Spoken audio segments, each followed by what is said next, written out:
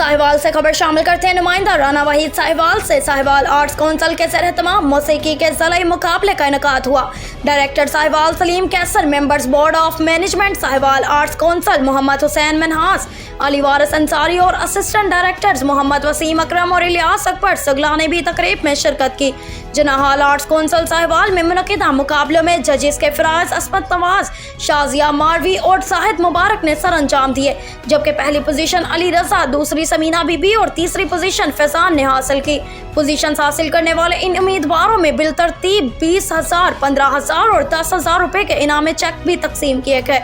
बाद ज़िले सतह के मुकाबलों में पोजीशन हासिल करने वाले उम्मीदवारों ने साहिवाल आर्ट्स कौंसिल जनाहाल में मुनक़िदा डिविजनल मुकाबला में शिरकत की।